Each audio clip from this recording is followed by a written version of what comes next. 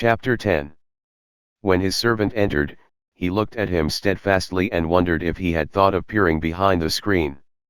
The man was quite impassive and waited for his orders. Dorian lit a cigarette and walked over to the glass and glanced into it. He could see the reflection of Victor's face perfectly. It was like a placid mask of servility.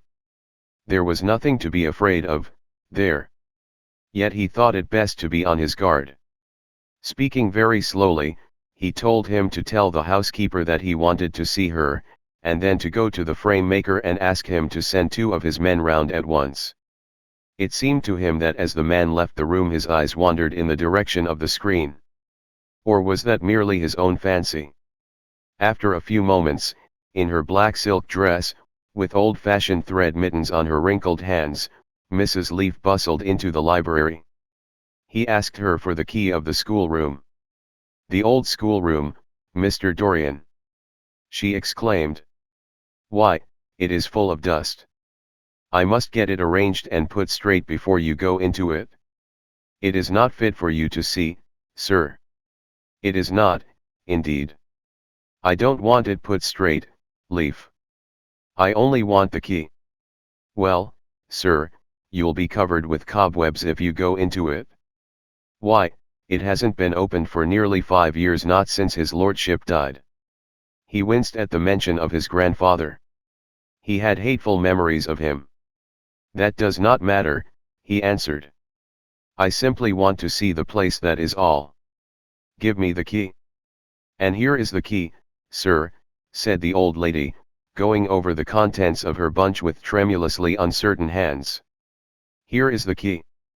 I'll have it off the bunch in a moment. But you don't think of living up there, sir, and you so comfortable here." "No, no," he cried petulantly. "Thank you, Leaf. That will do." She lingered for a few moments, and was garrulous over some detail of the household. He sighed and told her to manage things as she thought best. She left the room, wreathed in smiles. As the door closed, Dorian put the key in his pocket and looked round the room. His eye fell on a large, purple satin coverlet heavily embroidered with gold, a splendid piece of late 17th century Venetian work that his grandfather had found in a convent near Bologna. Yes, that would serve to wrap the dreadful thing in. It had perhaps served often as a pall for the dead. Now it was to hide something that had a corruption of its own, worse than the corruption of death itself, something that would breed horrors and yet would never die. What the worm was to the corpse, his sins would be to the painted image on the canvas. They would mar its beauty and eat away its grace. They would defile it and make it shameful. And yet the thing would still live on. It would be always alive. He shuddered, and for a moment he regretted that he had not told Basil the true reason why he had wished to hide the picture away.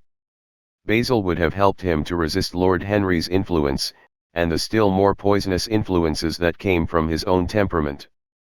The love that he bore him for it was really love, had nothing in it that was not noble and intellectual. It was not that mere physical admiration of beauty that is born of the senses and that dies when the senses tire. It was such love as Michelangelo had known, and Montaigne, and Winckelmann, and Shakespeare himself. Yes, Basil could have saved him. But it was too late now. The past could always be annihilated. Regret, denial, or forgetfulness could do that. But the future was inevitable. There were passions in him that would find their terrible outlet, dreams that would make the shadow of their evil real. He took up from the couch the great purple and gold texture that covered it, and, holding it in his hands, passed behind the screen. Was the face on the canvas viler than before?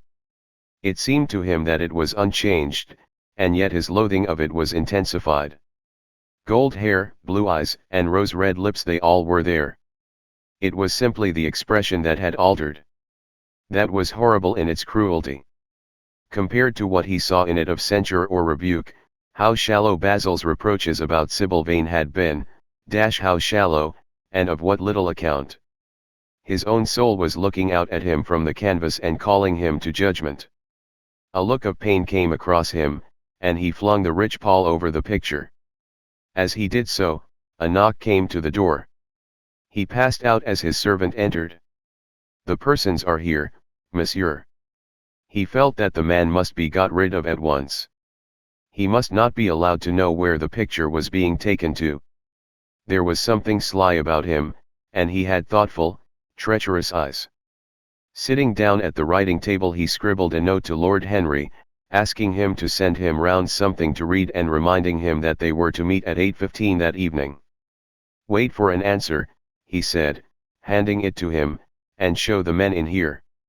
In 2 or 3 minutes there was another knock, and Mr. Hubbard himself, the celebrated frame maker of South Audley Street, came in with a somewhat rough-looking young assistant. Mr. Hubbard was a florid, red-whiskered little man, whose admiration for art was considerably tempered by the inveterate impecuniosity of most of the artists who dealt with him. As a rule, he never left his shop. He waited for people to come to him. But he always made an exception in favor of Dorian Gray. There was something about Dorian that charmed everybody. It was a pleasure even to see him. "What can I do for you, Mr. Gray?" he said, rubbing his fat freckled hands. "I thought I would do myself the honor of coming round in person. I have just got a beauty of a frame, sir. Picked it up at a sale. Old Florentine. Came from Fonthill, I believe. Admirably suited for a religious subject, Mr. Gray. I am so sorry you have given yourself the trouble of coming round, Mr. Hubbard. I shall certainly drop in and look at the frame, though I don't go in much at present for religious art, but today I only want a picture carried to the top of the house for me. It is rather heavy, so I thought I would ask you to lend me a couple of your men." "No trouble at all, Mr. Gray. I am delighted to be of any service to you." "Which is the work of art, sir?" "This," replied Dorian, moving the screen back. "Can you move it, covering and all, just as it is? I don't want it to get scratched going upstairs." "There will be no difficulty, sir," said the genial frame maker, beginning, with the aid of his assistant, to unhook the picture from the long brass chains by which it was suspended. "And, now, where shall we carry it to, Mr. Gray?" "I will show you the way, Mr. Hubbard, if you will kindly follow me. Or perhaps you had better go in front. I am afraid it is right at the top of the house. We will go up by the front staircase, as it is wider." He held the door open for them, and they passed out into the hall and began the ascent. The elaborate character of the frame had made the picture extremely bulky, and now and then, in spite of the obsequious protests of Mr. Hubbard, who had the true tradesman's spirited dislike of seeing a gentleman doing anything useful, Dorian put his hand to it so as to help them.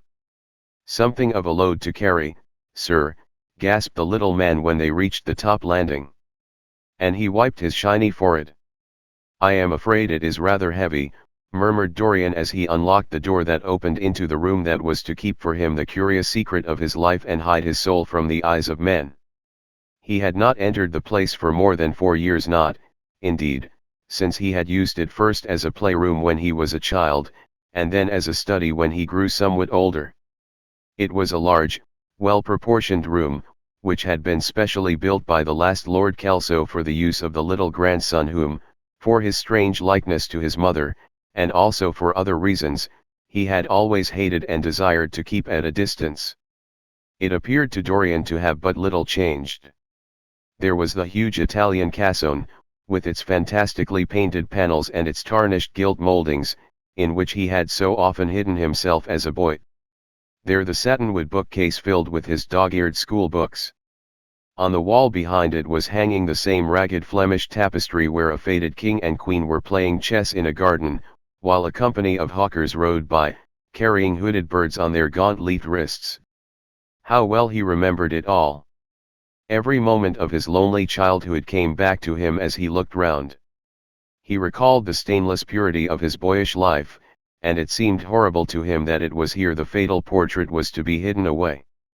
How little he had thought, in those dead days, of all that was in store for him. But there was no other place in the house so secure from prying eyes as this. He had the key, and no one else could enter it. Beneath its purple pall, the face painted on the canvas could grow bestial, sodden, and unclean.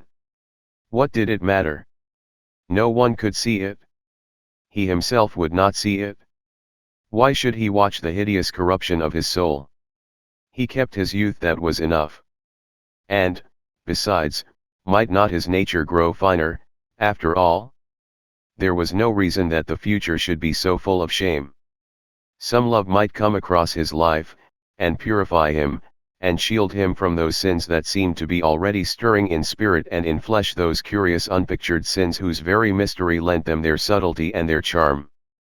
Perhaps, some day, the cruel look would have passed away from the scarlet sensitive mouth, and he might show to the world Basil Hallward's masterpiece. No, that was impossible. Hour by hour, and week by week, the thing upon the canvas was growing old. It might escape the hideousness of sin, but the hideousness of age was in store for it. The cheeks would become hollow or flaccid. Yellow crow's feet would creep round the fading eyes and make them horrible.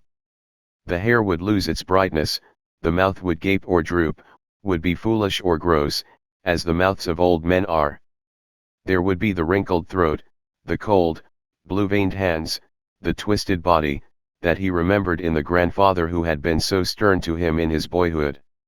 The picture had to be concealed. There was no help for it. "Bring it in, Mr. Hubbard, please," he said, wearily, turning round. "I am sorry I kept you so long. I was thinking of something else." "Always glad to have a rest, Mr. Gray," answered the frame maker, who was still gasping for breath. "Where shall we put it, sir?" "Oh, anywhere. Here, this will do. I don't want to have it hung up. Just lean it against the wall." "Thanks. Might one look at the work of art, sir?" Dorian started. "It would not interest you, Mr. Hubbard," he said, keeping his eye on the man.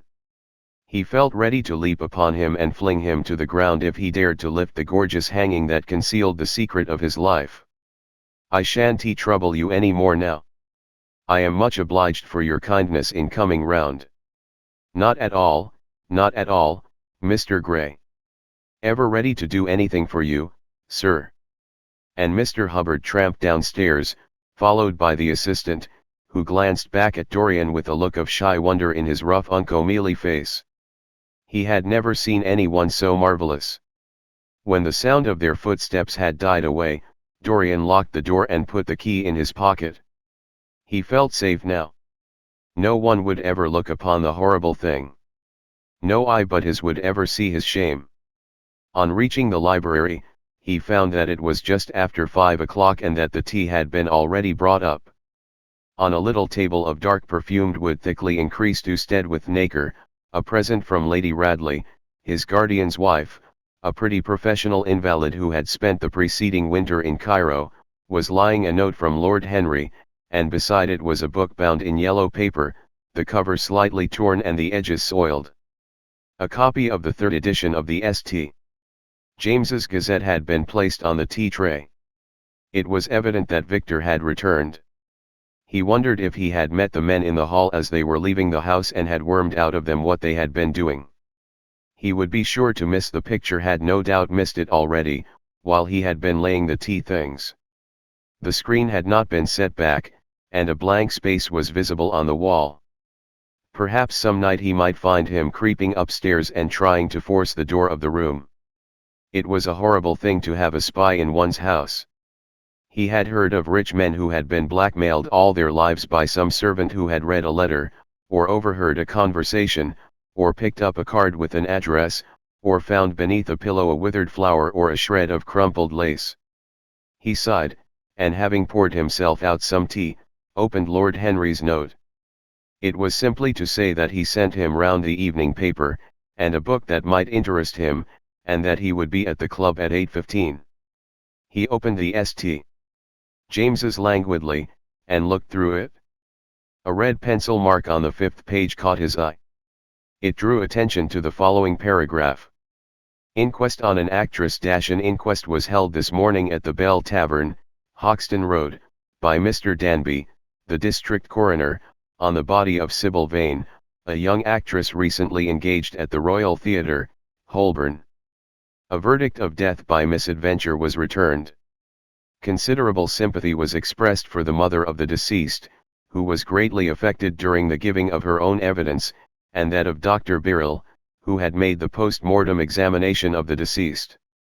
He frowned, and tearing the paper in two, went across the room and flung the pieces away. How ugly it all was! And how horribly real ugliness made things! He felt a little annoyed with Lord Henry for having sent him the report. And it was certainly stupid of him to have marked it with red pencil. Victor might have read it. The man knew more than enough English for that. Perhaps he had read it and had begun to suspect something. And, yet, what did it matter?